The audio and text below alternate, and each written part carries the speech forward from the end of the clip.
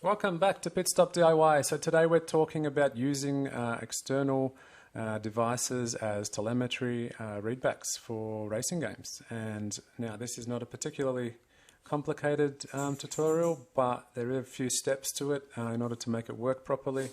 Today I'm using DashPanel. I've only just started using it and I found it to be the most user-friendly, if you can consider that sort of thing user-friendly. There is a lot of tinkering with it to get it how you want it, but basically you can make your own dashboard exactly how you like. Get it the information to relay from your game onto your device, whether it's heads-up display, literally anything, button boxes, all sorts of things. Now, if you haven't gone through this before, there's a little trick to it. It's not overly time-consuming again, but let's just get ahead with it. So we've got DashPanel up here in Steam. That for me was free. I'm not sure for everyone else, but either way it's only a few dollars. You also need the same app, so make sure you search that app on your App Store or your Play Store for Android or iOS, so that the computer can talk to the device and send out information. So once you've got this downloaded, once you've got the app on your phone or app downloaded, we're going to launch it. Now, it's going to ask you for a bunch of permissions initially to allow your IP to put data out rather than have it in. This for me is a bit tricky because I have to turn off my antivirus for like 10 minutes, but I've found turning it off for 10 minutes, launching the actual server, and then letting it go, and it automatically turns back on and doesn't give me any issue when I'm playing. I know other ones automatically do it. I'm sure there's a way, but I haven't figured that out yet. Anyway, so let's launch this up and see what comes up. So you'll get two windows coming up. The client, which we don't need, and the DashPanel server. So now I'm going to jump over to the phone and I'm going to show you how we connect it. Okay, so once we've got the app opened up on the phone and the server opened up on the PC, we want to go to connections here, and you'll see that you can use this actually for console, Xbox I believe, or PS, but we want PC. So now one thing to take notice of, we're on Discover at the moment, which is automatic, and the port number needs to match. So the port number up the top here needs to match that of the bottom on your phone, and with any luck it should automatically connect. I'm sure it's a little bit more investigation. If you needed to put the IP address, you can do that as well, but fingers crossed this works for you. So now we'll just connect there. Alright, and we're connected. So I've also got BeamNG running in the background. So BeamNG will automatically tell this server, we're playing BeamNG. We want the telemetry from that.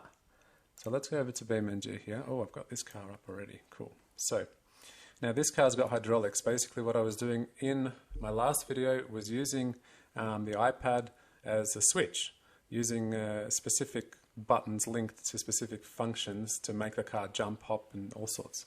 So that's what we're going to do here. But in the meantime, I'll just show you this real quick. So basically, to check this works, we're going to open the default dash here. Now, a lot of the times, if you've started this before the game, that's fine. You just won't see anything on there.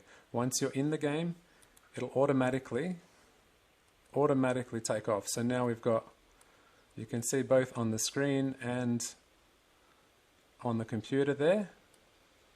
And now you can actually switch through. So if you're racing, you can have the RPMs, brake bias, gears, anything you like basically. But what we're going to do today is we're going to use this as a button box. So let me just go back out and, okay, we're going to go to user. I've made a few ones from back in the day, doesn't matter, we're going to start a new one. You can name it if you like. Basically up the right hand corner there, we're going to click add, and we're going to scroll down. You can have all these options basically, gears, speed, RPM, all that sort of stuff, fuel, vehicle, brake, throttle, clutch, all that sort of stuff, but we're going to go right down the bottom. We want toggle switch. Okay, so you can use a button, toggle switch, rocker switch, square switch, or touchpad. So now we've got our switch. Now, this is our display. What we want to do is firstly make the size that we want, so we can make it bigger or smaller, all using the app, which is really cool. Then we click on edit. Now this switch can be used as a toggle switch, or it can be unticked to just be used as a momentary. What we want to do to bind the function with the correlating feature on the game is go to single key. Now all we need to do is go over to options. We want to find the controls. Now this vehicle being hydraulics, being a lowrider, it's specific to this car pretty much. So as we can see here, hop all feature is T there. So basically under key, we're going to find T. Okay, now I'll do this one and I'll show you the next function, because you can add in the modify 1, 2 and 3. Basically it's like if you have a key that's shift, we're going to push shift, and that's now going to be hop front. So now let's go back, let's add one more. You can add as many as you like and position them in any way that you like. Let's just do this one with T, so it hops all. Okay, there we go. We're going to save that, because if you don't save it, nothing happens. But why isn't it letting me save? Why isn't it?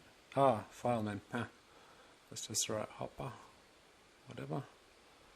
Okay, now we're saved. So now we go back out and we want to load up the hopper one. Now let's see what happens. So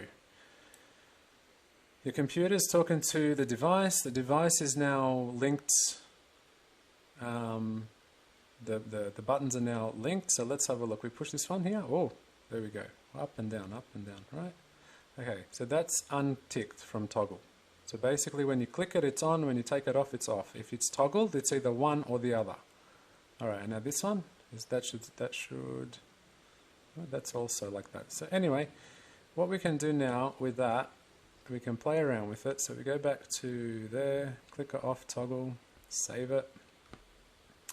And now let's see what that does. So it's a bit of playing around, a bit of getting used to it, but basically you can build your own dashboard how you like it. You can put 6 switches, and it's once you get the hang of it, it's quite simple. So you could literally have, so this switch here, let's have a look. We're going to make that.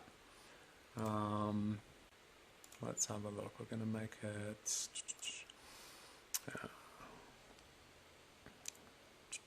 Where is it? Ignition state, which is V, which is the car on.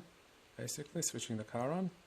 You can have one that is, like you see here, ignition level 1, 2 and 3, and then you can have ignition state, but for the time being I'll just show you this one. So this switch here now is for switching the car on and off, or on. We can also add labels so that you know what they are. So let's click on that. Oh, I've got to edit that. So here's a label. IGN ignition. Okay, so now we know that switch is ignition. If you're going to set these up 1, 2, 3, 4, 5, 6, you can put, I don't know, hop left, hop right, all up, all down, such like that. Make sure we're saving as we go, because otherwise we go back out and nothing happens. Alright, so now if we go back to here, we are in full screen. There we go. Now this button here now turns the car off. Okay, so to turn it back on, we want to hold it down, and there it goes. Alright, and that's basically it. You can get creative with these layouts. You can do all sorts of telemetry data, revs, RPM, gears, throttle, brake, clutch, all sorts of stuff. But yeah, that's pretty much it. I hope that helps, and if you have any questions, if I've missed anything, or if you get stuck, please do let me know. But basically it's a rinse and repeat process as you're adding buttons to your dashboard. You just go through one by one. You can even add stuff to other dashboards that are there, which is cool. Not that one. But like, let's say you want to change that to something else, you can go through there and figure that one out. But I like to make them from scratch, because then you can get exactly how you want it. For instance, if we go on that one, and click add, what's that one? Throttle brake clutch, fuel, time, sessions, engines. There we go. Let's just go gears, for instance. All right. There's our gear. I'm going to save it, go back out, load it up. Now, once we go back to the game, there's our gears. Even though it's in drive, it'll probably... Oh no, there we go, it shows 1 and 2. The gear itself, the car itself is automatic, but it's showing me gears, which is cool. And yeah, so that's basically it. You can do that for a number of games. They all have their own configurations. Take your time, play around with it. Hopefully this helps. Alright, until next time. See you later.